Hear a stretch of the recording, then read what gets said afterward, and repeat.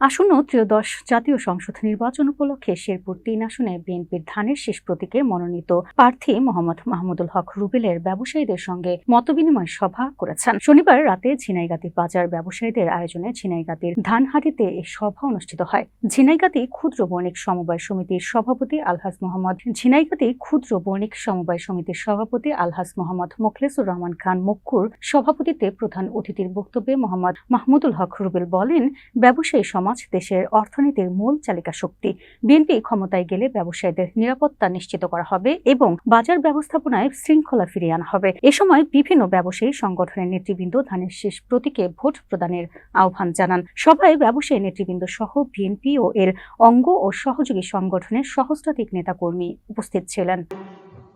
যাই হোক, আজকে বেশি কিছু বলার আসলে নাই। আমরা নয়াপাড়া থেকে ওই দাঁড়িয়ার পাহাড় সরকারি প্রাথমিক বিদ্যালয় পর্যন্ত, কারণ এটা পারবো। আমার অল্প বয়সে এমপি বানাইছিলেন, সারা বাংলাদেশের রাজনীতিবিদরা আমাকে চিনে, যে কারণে আমার সেই পরিচিতিটা, সেই ভালোবাসাটা আছে। আমি সেই জন্য অনুরোধ করি, আমারও একটা বয়সের একটা তারুণ্যের শেষ সীমায় আমি, এই জন্য আমি আপনাদের সম্মুখে আগামী নির্বাচনটা দেশের জন্য প্রয়োজন, জাতির জন্য প্রয়োজন। আমি আপনাদেরকে অনুরোধ করব, আপনারা আপনাদের গুরুত্বপূর্ণ ভোটটা যেন আবেগে নষ্ট না হয়, বিবেক দিয়া চিন্তা করে কাকে ভোট দিলে, কোন দলকে ভোট দিলে সরকার গঠন করবে, কোন এমপিকে ভোট দিলে সবসময় কাছে পাবেন, কে আপনাদের উন্নয়ন কাজগুলি করতে পারবে, কে আপনাদের সঠিক সেবা দিতে পারবে, এই এলাকার মানুষের চাহিদা কি, রাস্তাঘাট, ব্রিজ।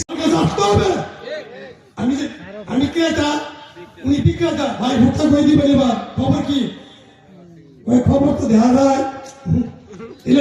প্রতিদিন কমপক্ষে ব্যবসায়ী রয়েছেন ভারত থেকে 1300, আর বাজারে গড়ে ঝিনাইগাতির সকল ব্যবসায়ীর একটা সমস্যা হলো মাঝে মাঝে চুরে যায়, আমাদের নিরাপত্তা নাই।